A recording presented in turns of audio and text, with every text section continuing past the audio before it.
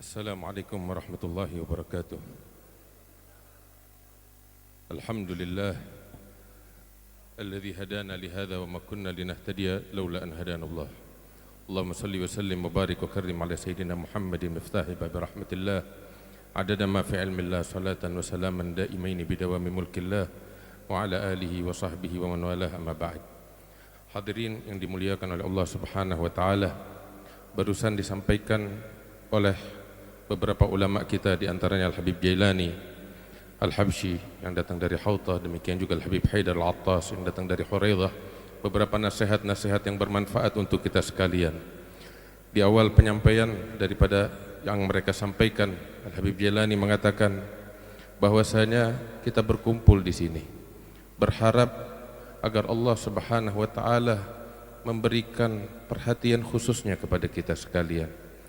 Asa yaktubak fi man nadarhum ya'murullah kharabak mithl ma qad amarhum.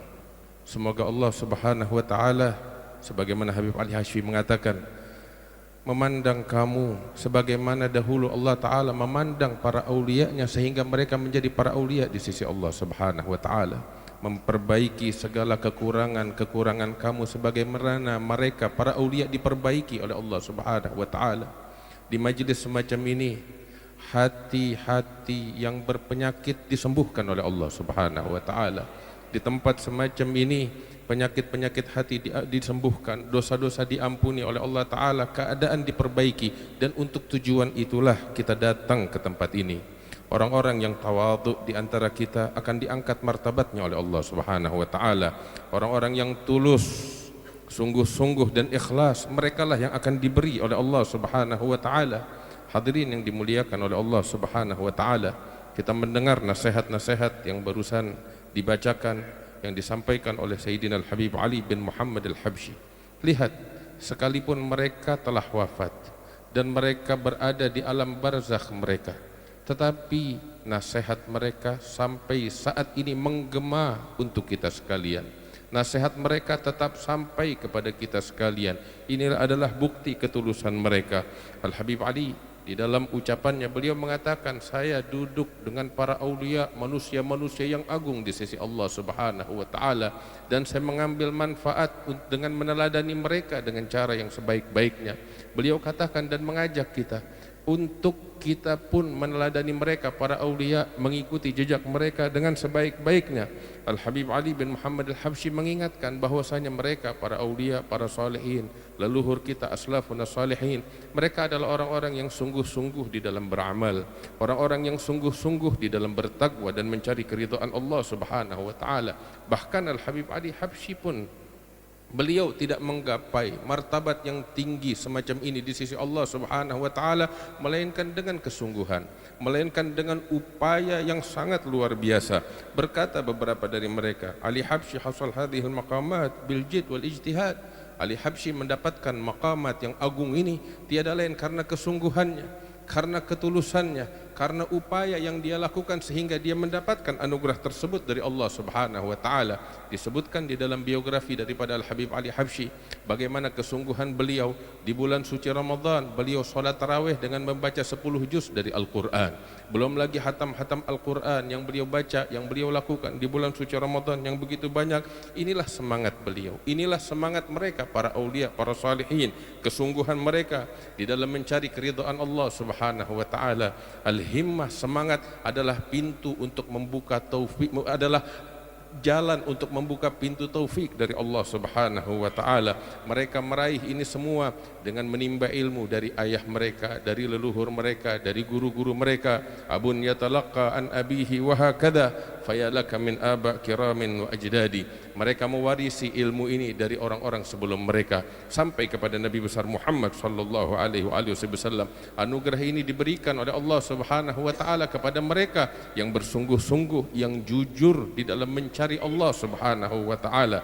Al-Habib Muhammad bin Idrus Al-Habsyi beliau mengibaratkan tentang anugerah Allah Subhanahu wa taala yang Allah berikan kepada orang-orang yang sungguh-sungguh, bahwasanya anugerah ini seakan-akan disimpan di suatu kamar, dan orang-orang tua kita, leluhur kita, para aulia wassalihin, mereka telah menyiapkan kunci di pintu-pintu tersebut, tinggal kita membuka kunci tersebut. Beliau Habib Jalani bilang bahwasanya guru kami Al-Habib Ja'far bin Musa Al-Habsyi mengatakan kalau itu di zamannya Al-Habib Muhammad bin Aidrus kunci-kunci diletakkan oleh salaf kita di depan pintu, tetapi kalau di zaman kita saat ini pintunya sudah terbuka, tinggal kita masuk ke dalam ruangan itu dan mengambil keridhaan Allah, mengambil anugerah yang Allah persiapkan bagi orang-orang yang tulus dan sungguh-sungguh di antara kita.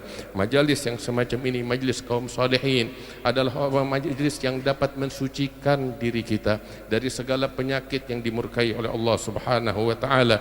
Nabi sallallahu alaihi wasallam memerintahkan kita untuk duduk dan berdampingan dengan orang-orang saleh, untuk bersahabat dengan orang-orang yang bertakwa kepada Allah Subhanahu wa taala. Para sahabat Rasulullah sallallahu alaihi wasallam, mereka tidak menjadi mulia di sisi Allah Subhanahu wa taala melainkan karena mereka menjadi sahabatnya Rasulullah sallallahu alaihi wasallam. Mereka menjadi mulia karena mereka mendampingi Nabi Muhammad sallallahu alaihi wasallam. Wa ashabul karimi kiramu, kata Habib Ali bin Muhammad Al-Habsyi, sahabat-sahabat orang mulia juga mulia di sisi Allah Subhanahu wa taala. Sayyidina Al-Imam Al-Jailani, Sayyidi Abdul Qadir Al-Jailani, beliau di akhir umurnya beliau pergi haji. Pada saat itu beliau di usia tua, dalam keadaan yang begitu berat, beliau tetap melaksanakan ibadah haji, sehingga beberapa murid beliau bertanya, wahai imam, di usia senja semacam ini, dalam kondisi fisik yang lemah, engkau tetap menjalankan ibadah haji padahal bukan perkara wajib. Maka beliau katakan, saya melaksanakan ibadah haji untuk berjumpa dengan saudara-saudara saya, karena saya membawa amanat-amanat yang Allah titipkan kepada saya untuk saya tunaikan kepada orang-orang yang berhak itu. Dan di majalis semacam ini, majelis daripada Haul Al-Habib Ali Habsyi, amanat-amanat dari Allah, anugerah dan karunia besar dari Allah Subhanahu wa taala disiapkan oleh Allah bagi orang-orang yang berhak di antara kita. Karena itu persiapkan diri kita untuk menyambut amanat anugerah yang Allah berikan kepada orang-orang yang berhak di antara kita. Insyaallah setelah hari ini segala dosa-dosa kita diampuni oleh Allah. Setelah hari ini segala kekurangan kita diperbaiki oleh Allah. Setelah hari ini insyaallah taubat kita diterima oleh Allah Subhanahu wa taala. Orang-orang yang jujur di antara kita akan diberikan anugerah oleh Allah Subhanahu wa taala. Orang-orang yang sungguh-sungguh di antara kita akan diberikan anugerah besar oleh Allah Subhanahu wa taala. Jadikan diri kita sebagai orang itu, orang-orang yang jujur, orang-orang yang sungguh-sungguh dan tulus mencari ridha Allah Subhanahu wa taala.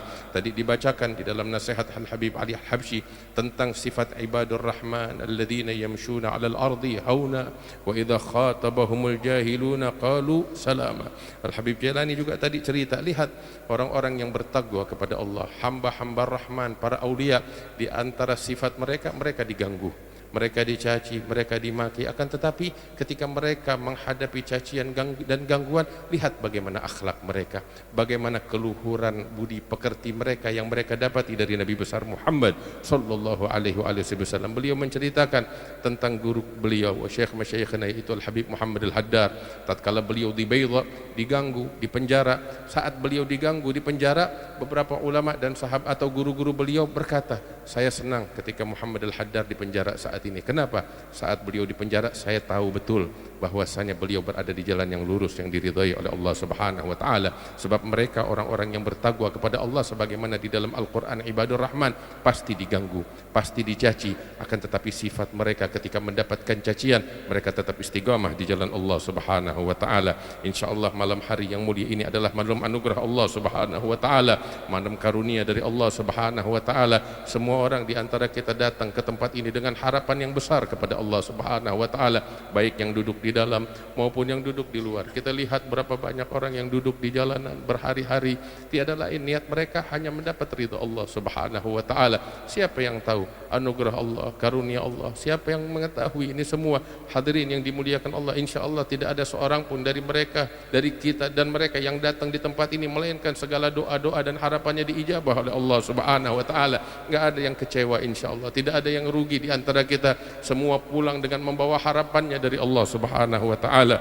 Kemudian Al-Habib Haidar di dalam penyampaiannya beliau menyampaikan syukur beliau kepada Allah bahwasanya malam hari ini adalah malam keridhaan Allah, malam digabulnya segala doa dan harapan kita dari Allah Subhanahu wa taala, malam di mana semua dari kita diberikan anugerah yang besar oleh Allah Subhanahu wa taala dengan berkat mereka para aulia wassalihin yang diridhai oleh Allah Subhanahu wa taala. Beliau mengatakan, saya berjumpa dengan guru kami yaitu Al-Habib Ali bin Muhammad Al-Attas. di Huraidah. Beliau menyampaikan kepada kami tentang wasiat yang diwasiatkan oleh Al-Imam Abu Bakar Al-Attas kepada Al-Habib Ali bin Muhammad Al-Habsyi. Ada 3 wasiat.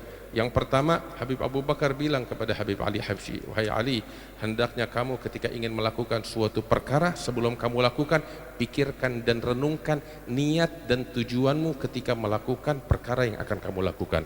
Itu wasiat yang pertama. Yang kedua adalah antahfadzus sir. Hendaknya kamu menjaga hubungan erat kamu dengan Allah Subhanahu wa taala. Yang ketiga adalah kamu melaksanakan sholat witir dengan beberapa bacaan ayat-ayat Al-Qur'an yang tadi dijelaskan oleh Al-Habib Haidar. Kemudian yang keempat adalah nanti di akhir umur. Kemudian di akhir umur dari Habib Abu Bakar, beliau menyampaikan wasiat yang keempat, yaitu alaika bil ubudiyah al mahdhah. Hendaknya kamu menghamba kepada Allah dengan sebenar-benarnya penghambaan kepada Allah Subhanahu wa taala. Al Habib Haidar bertanya kepada guru kami, yaitu guru beliau, guru kami Al Habib Ali bin Muhammad Al Attas, "Ya Habib, apa yang dimaksud dengan nasihat atau wasiat dari Habib Abu Bakar kepada Habib Ali yang mengatakan antahfadzus sir? Apa yang dimaksud hubungan dengan Allah Subhanahu wa taala?" Maka Habib Ali menjelaskan bahwasanya hendaknya kamu memiliki waktu khusus kamu berdua dengan Allah Subhanahu wa taala. Kamu bermunajat, kamu menghamba kepada Allah, kamu berdoa kepada Allah Subhanahu wa taala. Waktu yang khusus hanya kamu dengan Tuhan, dengan Allah Subhanahu wa taala. Dan saat yang terbaik untuk berkomunikasi dengan Allah, untuk bermunajat dengan Allah adalah di akhir malam. Sebagaimana Al-Habib Abdullah bin Umar Syatiri mengatakan bahwasanya penuntut ilmu kalau tidak bangun malam di akhir malam tahajud bukanlah penuntut ilmu, kata beliau. Dan inilah yang disampaikan oleh Al-Habib Abu Bakar bin Abdullah Al-Attas, wasiatnya kepada Al-Habib Ali bin Muhammad Al-Habsyi. Dan nasihat semacam ini hendaknya kita jalankan, hadirin yang dimuliakan oleh Allah Subhanahu wa taala. Insyaallah kita pulang dari tempat yang mulia ini segala doa-doa kita diijabah oleh Allah, dan kita pulang dari tempat ini sebagaimana disabdakan oleh Nabi Muhammad. Malaikat mengatakan kepada kita, anqumu maghfuran lakum, bangunlah kalian dalam keadaan dosa-dosa diampuni dan dosa-dosa kalian diubah menjadi pahala dari Allah Subhanahu wa taala. Alhamdulillah, mudah-mudahan semua doa-doa kita diijabah oleh Allah Subhanahu wa taala. Ini sedikit yang bisa saya terjemahkan dari apa yang mereka sampaikan, mudah-mudahan membawa manfaat untuk kita sekalian. Lebih kurangnya mohon maaf. Assalamualaikum warahmatullahi wabarakatuh.